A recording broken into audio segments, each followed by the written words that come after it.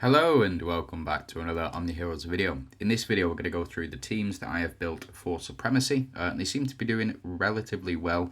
As you can see, one loss to Abaddon here, two losses to Mysterio, but the rest up to Zaj, so up to where Sarah is.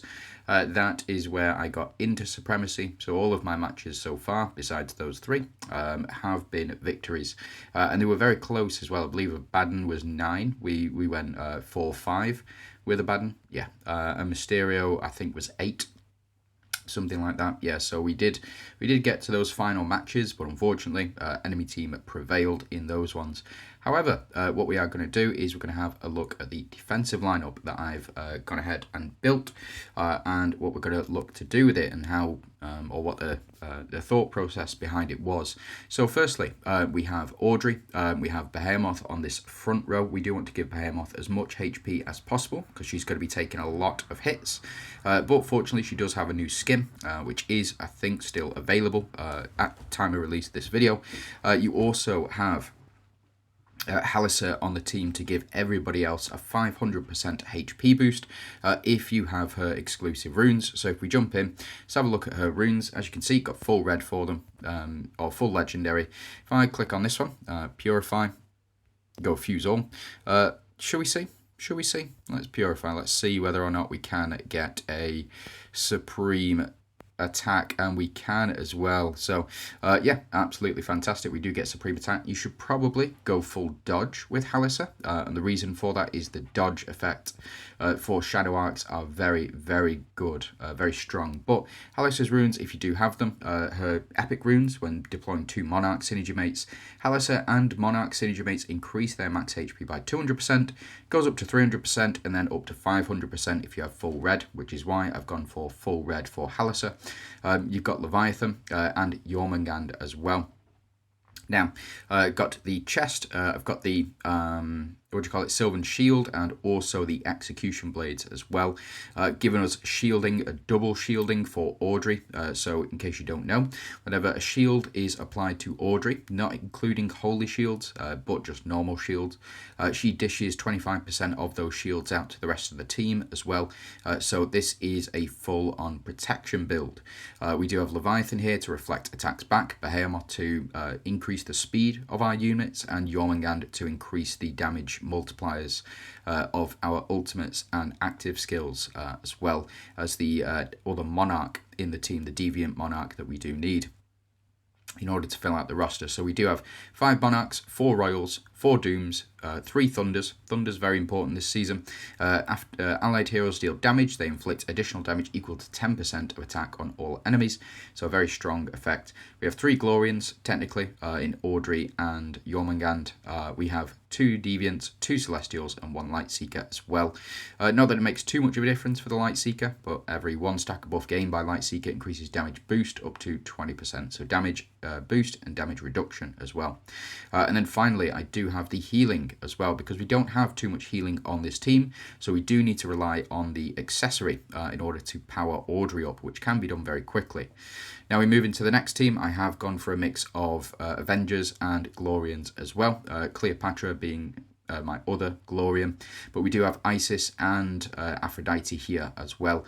We have Telenas on the team for the potential stun. I don't think it can happen because of the way that her passive works. So if you don't have Cleopatra, you pop Lily and Leah in this spot, and Telenas works much more effectively. But again, it's 5 Monarchs, 5 Avengers, technically. That should be changed. What am I doing? Monarch and Glorian. There we go.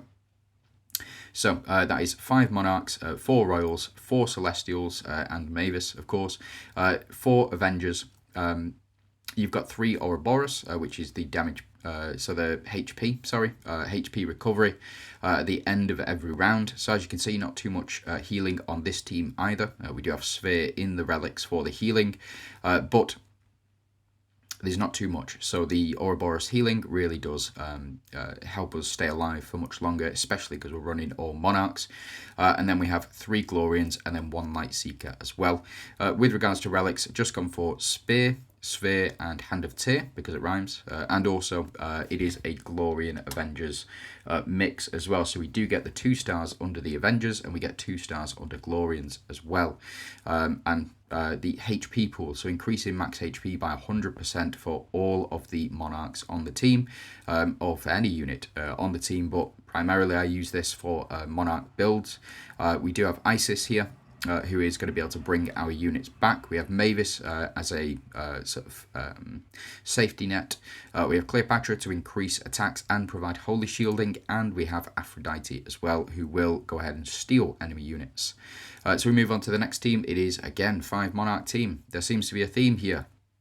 So we've got 5 royals, 5 monarchs, technically 4 mystifiers. We have 3 Ouroboros. Again, not too much healing on this team. We do get it from the mystifiers synergy at the start of the round. So if we have a look, start of the round, all allies restore 15% of their own max HP. So we do get that 15% HP recovery, which is very good in a monarch synergy because you can't take more than 30% of your max HP in a single hit. So getting that HP recovery at the beginning and the end of the round is going to be really important for a total of 25% healing. We also have 3 deviants, 3 valianters technically in Vittoria and Macaria. And we do have the full set of relics as well for, or the 2 stars for relics for valianters. And then finally we do have 2 celestials in the form of Vittoria and Talos as well. Relics gone for Death's Scythe. Then we've got the mirror, the Python's mirror, I believe it's called, and also the Dragon Blood Roar, which will provide the max HP as well. So just something to keep in mind.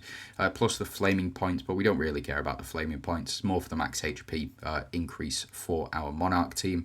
And finally, we do have increases attack by 100% technically, because I do have this up to 3 stars. So all allies increase attack by 50%, and all allies increase their attack by 50%.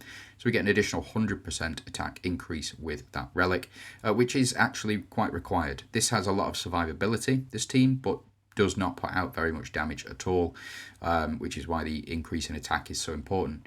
Now the next team is, for me, it's a bit iffy, but we do have the speed on our side. So we've got Seraphina and Wuzatan, who will provide that massive boost in speed, or at least they have the highest speeds in the game. So Seraphina, I believe, is sitting at 136, and Wuzatan is sitting at 140 as well. So just something to keep in mind.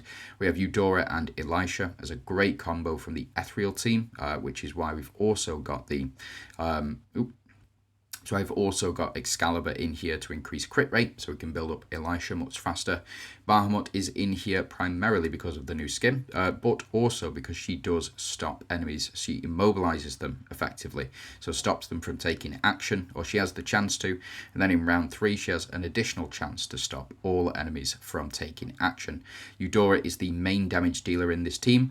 Wuzatan provides additional damage and damage reduction. Seraphina provides healing for the team.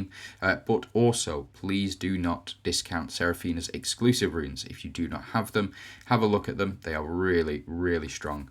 She does, in fact, at the start of each round, if the total number of buffs on our allies exceeds 30, applies Ignore Shields to all allies for 1 round. So just keep that in mind, that she does allow for Eudora to hit under shields, which can be very important, especially going up against teams like, for example, teams with Audrey on it, teams with Catherine on it, teams with Macaria on it. All of those rely heavily on shielding. So we also have at the start of round 1, allies deal 500% additional damage. The reason that I've gone with that is because we do want that additional 500% damage right from the start of battle. It can be a bit of a pain with holy shields, but that's where Eudora comes in. We want Eudora to be doing as much damage as possible. We move into team 5, and this is a weird team, but it does work. And the reason that it does work is because it's all strikers, and as well Doris is the linchpin for this team. As you can see, I've got 2 valianters. I have 2, so let me just go through this. We have 4 strikers technically on the team. Odin here to stop holy shields from being applied, and that, for me, is the reason that I'm running Odin in this particular spot, is primarily because she does not allow for holy shields to be applied, which means that Doris's passive, her rune passive, let me just show that off. Doris is another one of the Light Seekers, which I do have full red runes for. Unfortunately, not Supreme runes, but it is what it is. When she's deployed, the reflect damage of Doomsdays is increased by 100%, and there's a 100% chance of dealing additional reflect damage when the enemy takes action as well. So whenever the enemy takes action, we'll deal 100% of the reflect that we were going to. Then we will deal the reflect damage, and then we'll deal the relic reflect damage as well. So 3 instances of that 100% damage can be very powerful. Now we have Atrops in here to balance alongside the other strikers and to provide them with attack bonuses and for healing as well. Arthur is in here for the debuff reflection. Chang is in here for the steel, and we have again Odin in here for the removal of holy shields, as well as the continuation of attacks as well. So we do have 4 strikers, 3 royals, 3 celestials, 3 dooms, 3 valianters, 2 light seekers, and 2 glorians as well. No seasonal synergies this time around, just didn't seem to work out. But we do have Ocean's Maw, we have the stun hammer, and we have the scales for healing, because as you can see, no dedicated healer on the team. Atrops will heal if you have her Light Seeker activated, but you can't always rely on her getting her ultimate off. She may go down before she has the chance to get her ultimate off. So it is what it is. Now we move into team number 6, and it is a mix of Dooms and Mistfires. Let me just check. Dooms is on. Yep, Dooms is on, and Phantoms. So it is an all Phantoms team, and we've got Wing Chun, we've got Dahlia, we have Janna, Hela, and Nerissa. Nerissa here to do absolutely massive damage. Hela to pump the team's numbers up dramatically. We have Janna on the team in order to power through or to be our anchor. Janna is usually the last one standing. So what she will do is whenever a unit dies, she will apply shield to herself equal to her attack, I believe. So she applies that shield every time a unit dies. That includes the strangers from the extra slot, which she summons herself. Nerissa powers herself up every time a unit is summoned as well. So the more summons we get on the field, the stronger Nerissa will become. We have Dahlia again to switch with Wing Chun like so. And in doing so, increasing his attack and HP. And Wing Chun is here every time we get hit. We will increase our attack and HP up to that 50 stacks as well. So a very powerful ability. We just need to protect ourselves, which is where the Flame Banner comes in. Flame Banner is really, really important for this build because it does allow you to be hit multiple times and for you to build up multiple times as well. Say, for example, you cast Flame Banner and then you cast Flame Banner again. You will go into, you will have, what, 16 to 20 stacks of Holy Shield, depending on your level for Flame Banner, but you will have 16 to 20 stacks of Holy Shield by the end of round 2.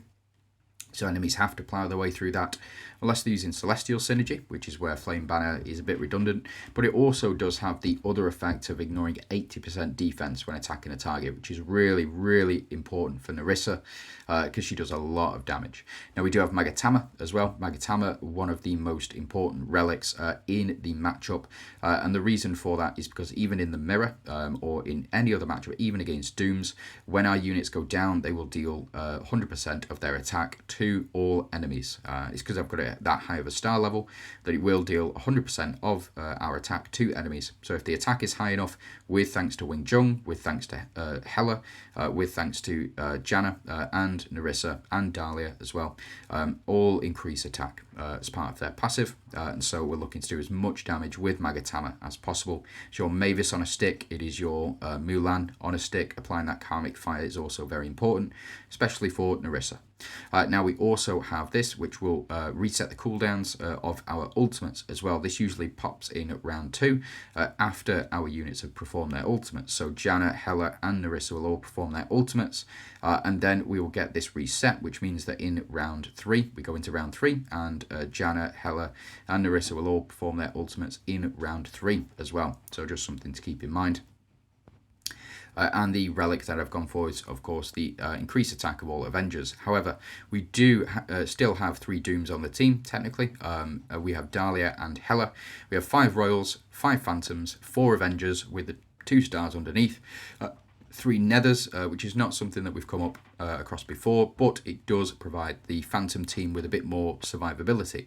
So when an ally hero takes fatal damage, they have 20% chance to survive with 20% HP. It does go up if you have 5 nethers on the team to 100% chance every time they take fatal damage. So it's going to be very tough to take down a team like that. But for me, I think 3 nethers is enough. We also have 3 deviants, 3 dooms, and 2 celestials on the team as well. Deviants here to provide holy shielding, celestials here for when one of our units dies, they can apply hindrance to the enemy team as well.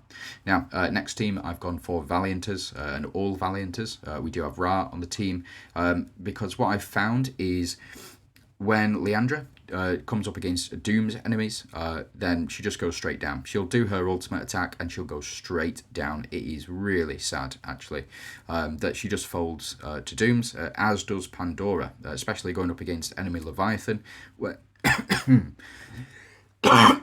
sorry, where Pandora does attack herself more often than not. If I'm going to be honest, Leviathan is a hard counter to Pandora, but just something to keep in mind, if you do have Ra on the field, Ra will take that damage instead. So if she's got Holy Shields up, which she should do, because at the start of every round she applies 2 stacks of Holy Shield, plus we have 3 Deviants on the team, which means we start the battle with, I believe, 3 stacks of Holy Shield. We are looking at giving Ra 5 to 10 stacks of Holy Shield right from the start of battle, which means you should get through that first round. And usually by the time you get through that first round, the majority of enemies on the opposing side are dead, with thanks to the combination of Liandra and Pandora. Hades will steal an enemy and increase the damage reduction for the entire Valianters team, which is quite important, and also increase the execution threshold. So my bird currently, it does execute targets with less than 15% HP, but with Hades on the team, that goes up to 35% as well for all Valianters. Victoria is on here for the increased attack and defense that she provides whenever a unit takes action, and there's lots of actions to be taken as well. Relics, we do have Netherworld Flame for the stun, and also for the damage that it does, kind of, but really it's for the stun. We also have Kunasagi for the additional damage output, and we have the Umbra Torch as well for the Fortitude effect for Ra specifically. Now, we have 5 Royals, 5 Valianters, of course. We do have 3 Thunders, so after an allied hero takes damage, they inflict additional damage. Really strong with Pandora, really strong with Liandra as well. We have 3 Protectors for the increase in defense. So as you can see, if we look at here, increase the defense of all allies by 5% every round. It's a very small number. I think it should be reworked. It is what it is. Deviants, we have 3 on the team, and Celestials, we have 2 as well. So that is team number 7 for the artifact. Of course, 300% for Valianters, so we get as much damage output as possible. Next is Mystifiers. Now, Mystifiers, this team was the team that brought me into Supremacy. It can be very weak to a lot of reflect damage or massive damage right from the start of battle. It's a real pain sometimes, but if you can get enough corrode stacks on the enemy, which is where Tiamat comes in, if you can get enough corrode stacks on the enemy, you can survive that first round relatively easily as well. We do have Mulan, Catherine, and Gaia on this back row. Catherine attacks back row, Mulan attacks back row, Gaia attacks whoever she wants. What you can do is you can swap Catherine and Tsukiyomi around. The reason that I've got it this way is because I need that back row cleared. There are more targets on the back row, and it's much more difficult to attack back row and get burn damage on. But what you can do is have Tsukiyomi on this back row. She will apply burn to the front row, Mulan will apply burn to the back row, and then Gaia will sprinkle in additional bits of burn and corrode. Catherine, though, is very important for the Vital Drain effect. So Catherine's Vital Drain effect, let me just show that off, hold on. Where have you got to? Here we go. So Catherine's Vital Drain effect, in case you don't know, when Catherine receives healing, 1% of the excess healing will be converted into attack for all allies. The total converted amount cannot exceed 30% of her attack. So she will give that additional 30% attack bonus to the rest of the team once she's received a lot of healing. She will do because of the 5 Mystifiers that we do have on the team. And then we also have the Relics as well. So the Relics here, we have Ra's Bark, This is primarily just for this 100 relic energy increase. We don't really care about the flaming points. We do increase max HP every time we're hit. So allies gain 1 flaming point each time they're hit. Each flaming point increases max HP by 1%. Can be good, but again, not for me. It's more the 100 relic energy for Mystifiers. That will trigger Plague Bow, which will then trigger Knight's Edge, which will trigger Mirage Bark, which will trigger Plague Bow. So you get all of those in a row. You get the Holy Shields from the Plague Bow. You get the increased attack from the Knight's Edge as well. And then finally, we have gone for all Mystifiers 300%. So pretty obvious, to be honest. But then we also have round 9 as well. Sorry, team 9. It's a mixed bag. These are just the leftover royals that I do have. If I look into royals, I can not really build another coherent team. I do have a number of strong units like Lilith. I could build an Ethereal's team, could build a Phantom's team, but I wanted to try out this Enchanters build in the first instance. The reason for that is because we've got Ayushta and we have Ophelia for our Dooms, and then we've got 3 Avengers as well in the form of Hecate, Fenrir and Lachesis. Lachesis is there to clear Holy Shields. That is all that she is there to do. Remove buffs, clear Holy Shields. So in case you don't know, if you've never seen it before, let's have a look at Lachesis down here. So if we have a look at her ultimate attack, this you get at 8 stars. So Lachesis uses the power of Goddess to heal the ally unit with the lowest HP, providing healing equal to 300% heal rate plus 5% of the target's max HP, and has a 100% base chance to dispel all buffs from all enemies. So getting all buffs off all enemies is a very powerful effect. Do not underrate it, especially if you can get it off in the early turns. It can be very effective. Now, the next parts of her passive, 4 stacks of heal rate bonus on the ally team, so you're getting more healing, which works very well with Hecate, and every 1% in her dodge increase the attack by 2%. But you also have to take into consideration Lachesis runes as well. So I've got half-half. So at the moment, each time Lachesis takes action, when the ally team's total number of revives is higher than 3, purifies 50 stacks of debuffs from 2 random allies as well. So each time she's taking action, she is purifying your debuffs, and she's also removing all buffs from all enemies as well. It can be a very effective tool, especially if you can survive that first round. You do have Ophelia on the team. Every time we increase HP, we will also increase max attack. Fenrir, every time a unit takes action, they will increase HP. See where I'm going with that? And they also, every time they hit, they have a 50% chance to increase attack. Works very well with Hecate, and we get that invincibility off very quickly. I use her here primarily for the confuse mechanic. So if we have a look at Ayushta here, she does, let me just see here. When Ayushta increases damage reduction by 30%. When Ayushta is deployed, increase reflect rate. When deployed on the battlefield, defense boost stacks for all allies. It's not this one, bear with me. To this one. Applies confuse to 2 random targets for 1 round and dispels 2 stacks of buffs from all enemies. I don't know why she's not an enchanter, but it is what it is. But exclusive runes, so when an ally successfully confuses an enemy, there's a 100% chance to increase the duration of the confuse by 1 round. So we're looking to confuse the enemy as much as possible. And Ayushta does play into that. Now Hecate is not an enchanter. So if we have a look up here, we do have 5 royals, 4 Ouroboros, 4 deviants, 4 avengers, 3 enchanters. So we do have the 3 enchanters on the team: Ophelia, Fenrir, and Lachesis. Ayushta is a pseudo enchantress, but she's really phantom. So don't get fooled by that. But Hecate is here primarily for the HP and attack the attack increases that she can provide, and also the damage output that she does. The reason that I put her in slot 1 is primarily for Lachesis. So if the entire team have not taken any damage whatsoever, Lachesis will target this slot 1 and provide healing for Hecate. Now we move into relics. So I do have the double attacks, so we're going to double purify effectively.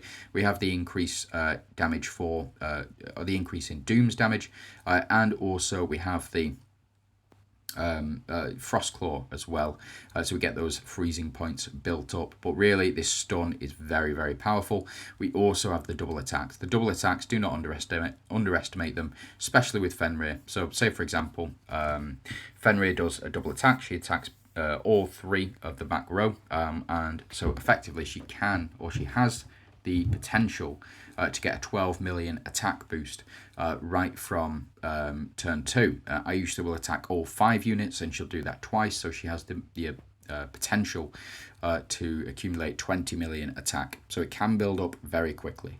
Just something to keep in mind. Same with Hecate as well. She attacks all 5 units and builds up that 20 million attack as well, which in turn will pump Ophelia. So every time we get hit, I believe we increase HP, or every time we cast an ultimate, we get HP, which will increase attack even further. So it's all out damage for this team. And finally, because it's all out damage, we have gone with the, for the first 3 rounds of battle, allies take 50% less damage.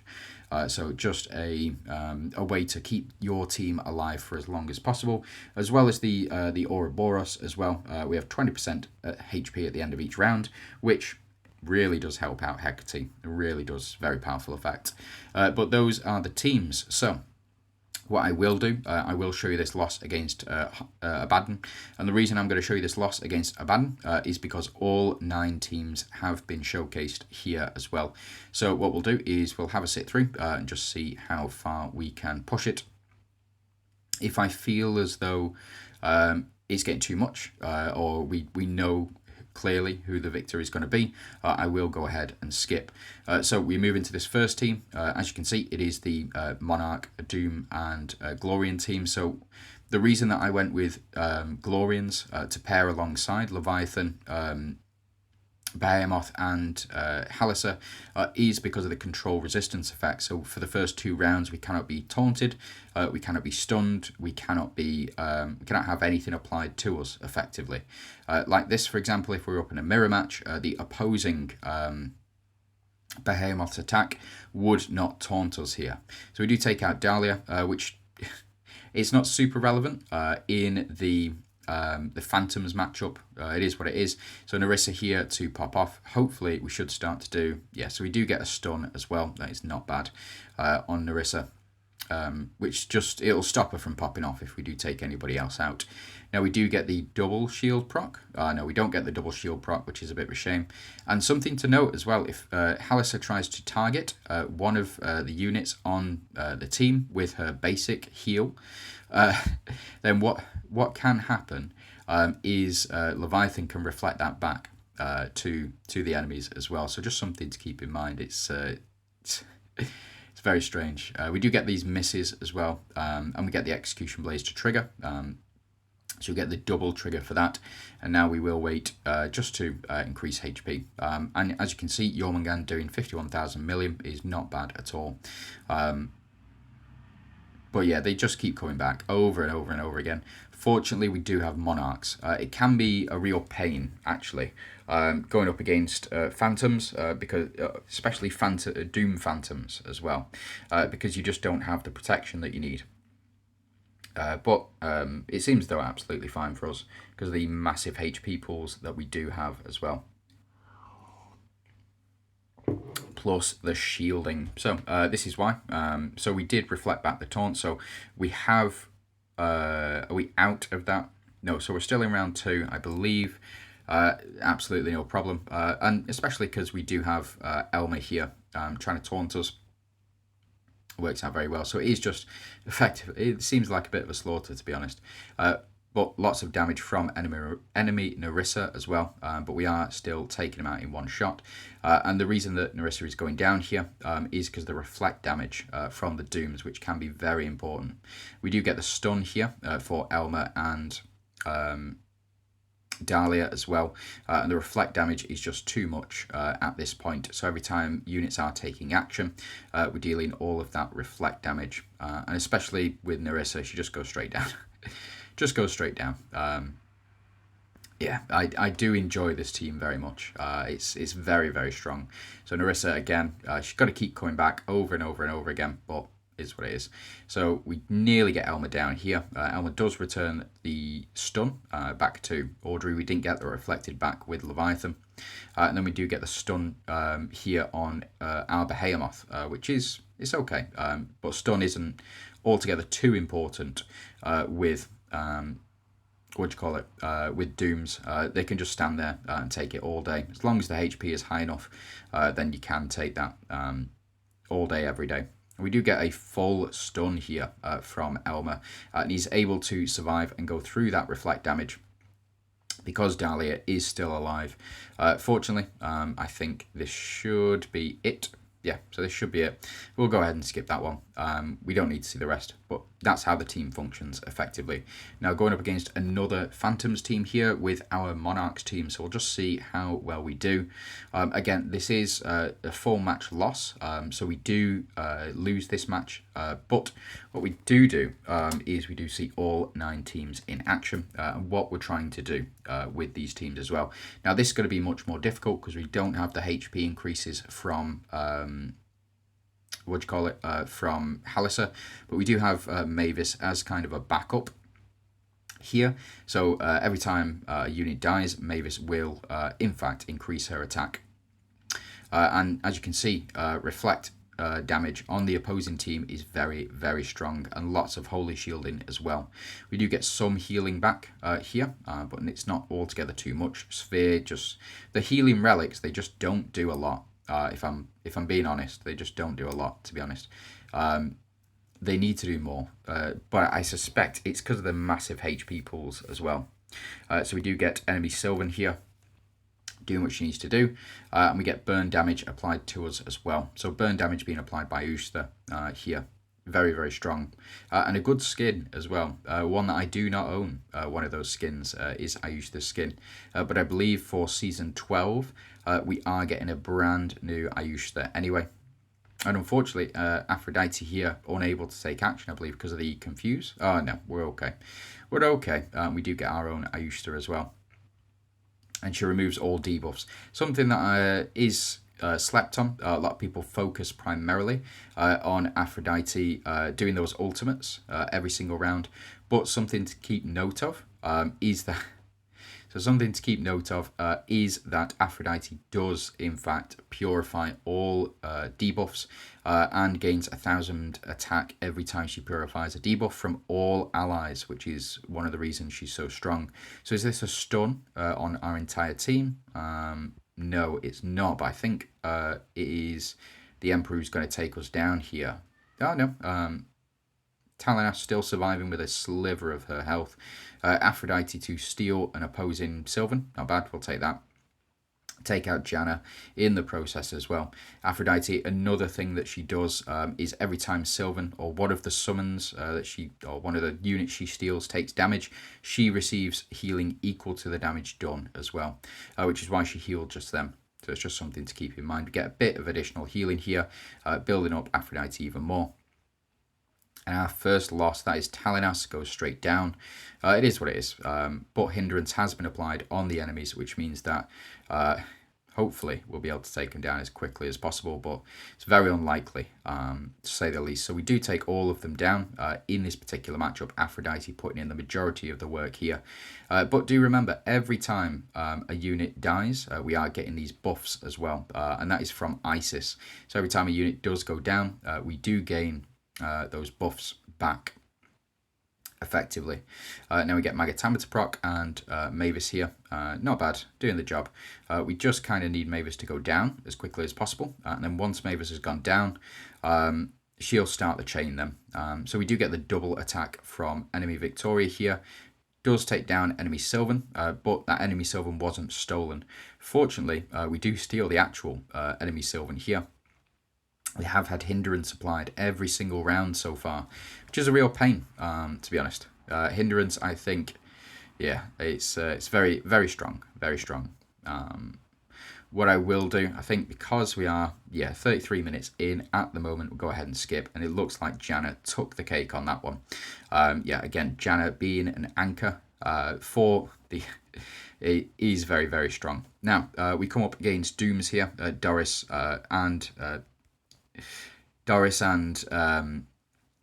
Seraphina in the same team, plus Ophelia, plus Lamia. Lots of Sanctuary, lots of blessings being applied, plus Talinas as well. I guess for the Glorian synergy. yeah, I guess for the glory and synergy, is what it is. So we do see our next team here. We increase our reflect rate.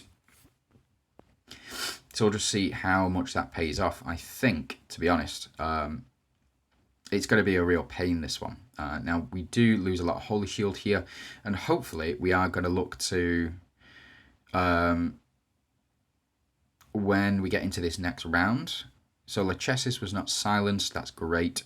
Hecate, not silenced. I'm not sure if Hecate does have her invincibility up at the moment. I think she does, but we'll see.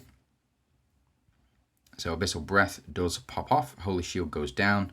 Hopefully, we should be able to survive. But I think what's going to happen is our entire team is going to go straight down here. So Seraphina did go down because of the reflect rate increase. It's a shame we can't proc the... Oh, we do get a blessing there, which is very good. Ayushta to hopefully clear a couple of the boards, but we do get a stun. Oof, that's going to set us back. Shame. So Talinas here, able to stun for 1 round. And the reason that we're able to stun for 1 round is because her attack stacks are high enough so that she allows for that stun. So when she does her ultimate, it can be a very powerful effect. So we do get, Lamia's Sanctuary here, saving her bacon. As you can see, reflect rate is very, very strong here, but the Sanctuary, it's just going to be crazy good. So we do get Lachesis going straight down. Unfortunate, it is what it is. We do increase our HP here because we cast our ultimate, and hopefully, no damage whatsoever. But Lamia goes straight down as well, so that is not bad. And it seems as though the Enchantress team won. I'll take that. Now this is a very similar story, except that enemies do have the Monarch synergy as well. So I think this one is going to be a loss, and I think the reason that this one's going to be a loss is primarily because of the Monarch synergy on the enemy team plus enemy Leviathan. We are slowed as well, so just something to keep in mind. And we do have 0 Holy Shield protection. This, I believe, is one of the weaker teams that I do have. We do get all misses, and enemies are all stunned as well. Did I show the relic for this one? No, I don't think it matters though. So Lunar Radiance should steal an enemy, hopefully making our job a bit easier. We do get our Behemoth, or enemy's Behemoth. And do we get any stuns as well? No actual stuns, unfortunate. But an interesting interaction. If you steal the Behemoth, then what can happen? Oof, nice. We'll take that. If you steal the Behemoth, then all of your team, if they are taunted by that Behemoth, will in fact attack that slot that Behemoth's in. So Arthur gets executed here, and then do we see the execution? Oh no, we get Doris taken out. That's actually surprising. I did not expect to see that, to be honest. Now we've got Mystifiers, so sort of a mirror match, except the only difference is Behemoth on the enemy team as well. So Behemoth should stun a couple of our units here, or apply that immobilize function. So we will see. So Corrode's being applied. We've got the Holy Shields, but we lose out on our Holy Shields here because more Holy Shields have been applied. Plus the Emily is also on the enemy team as well. We do have, that was a massive hit. Should not have happened, technically, but we'll see. So we have applied Vital Drain on the enemies as well, so they will not receive healing. We've also applied Hindrance on the enemy team as well. Again, I still think this is a loss for us, primarily because of Mavis and because of Behemoth as well. But we'll see. So we now have had our Holy Shields applied and Hindrance applied.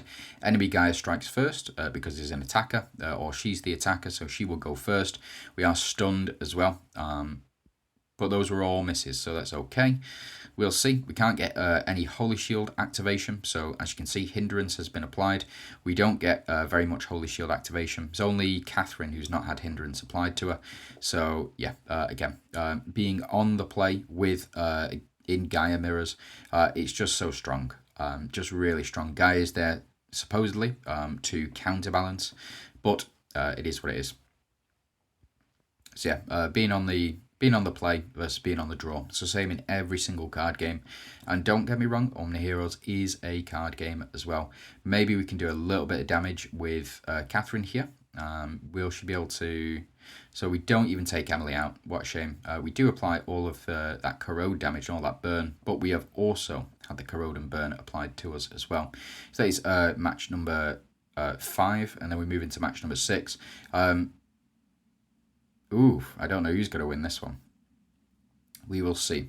But the purpose of this team is to get us hit as much as possible. So hopefully, maybe I just need to get my flame banner to higher star level so that it can proc right from the start of battle. I think I need another 2 stars on that before it can proc. But hopefully we should move fast enough with our Hela as well to get our...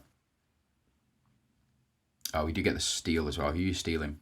Janna. Okay, so Janna was our anchor, but it is what it is. We do apply all this karmic fire as well, and hindrance has been applied, so just something to keep in mind. But maybe it's going to be a whitewash. Maybe it's just going to be in one go. We do get taken out by opposing Aphrodite. She's just that strong. She really is. And who do we steal?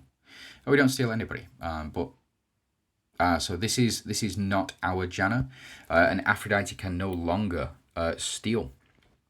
Believe it or not, so Aphrodite can no longer steal any of our units because Isis has effectively stopped that from happening, because no more space on the enemy team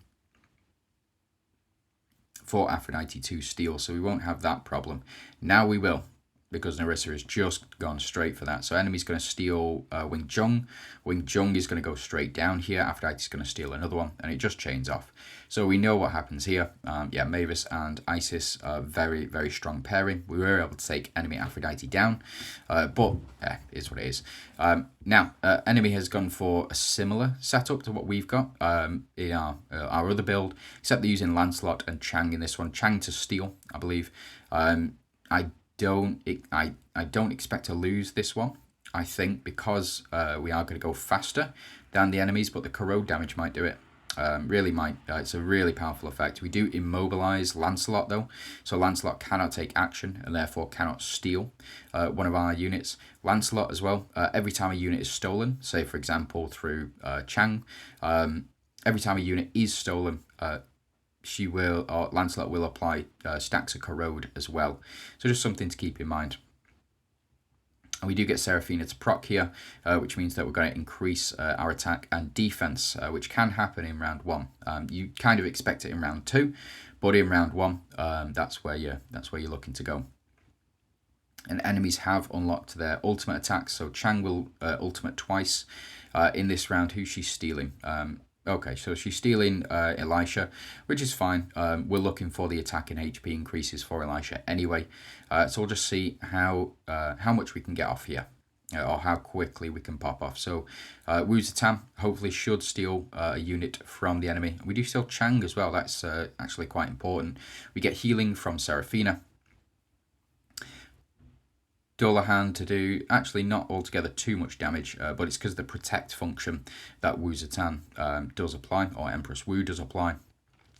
And Lancelot again can now steal one of our units. Fortunately, we do get our relic to proc, which means we're not taking any damage this turn.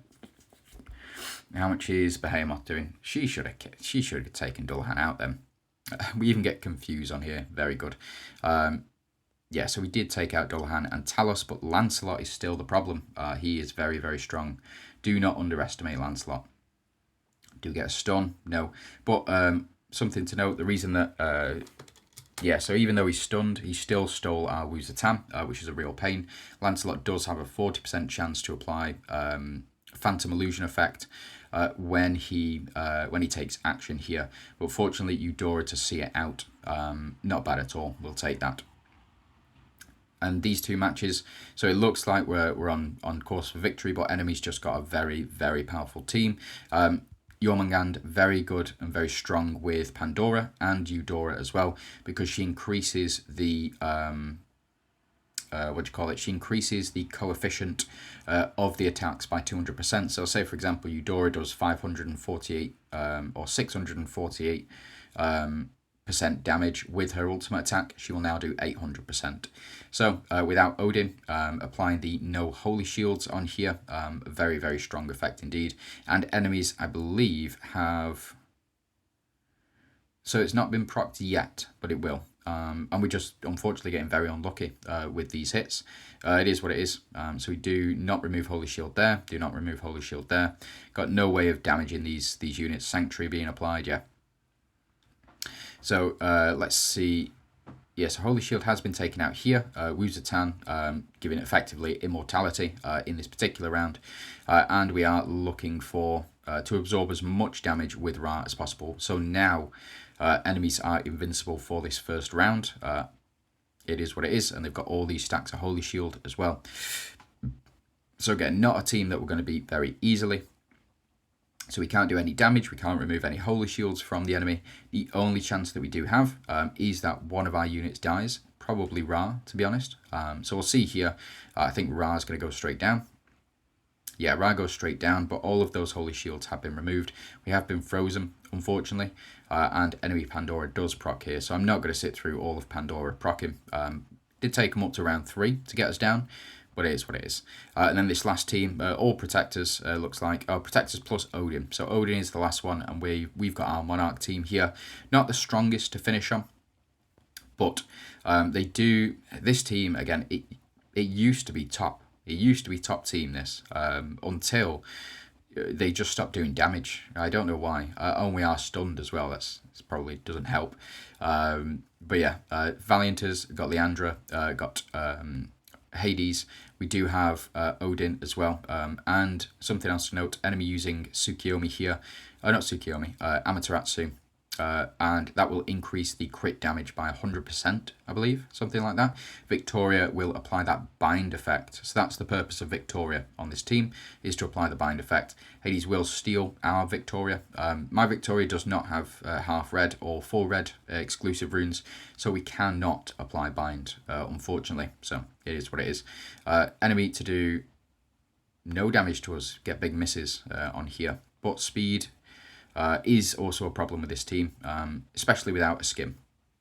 It can be very, very annoying to deal with. Lots of damage to us here. Yeah, and again, we just have no damage on this team. It's a real pain. It's got a lot of survivability, but there's just no damage whatsoever that we can do, which is, I think, why we end up losing this. It's because enemies can do very, very high amounts of damage. We cannot. It seems it's really strange. Like, this team used to do really, really high damage. Makaria here did do a lot of damage, but she is in slot 5 as well, so just something to keep in mind. And we're 4 for 4. I guess they're slightly evenly balanced, but it's the Monarch synergy that's really doing it for us here. Really keeping us alive. We don't stand a chance against Odin. Just no way. Absolutely no way.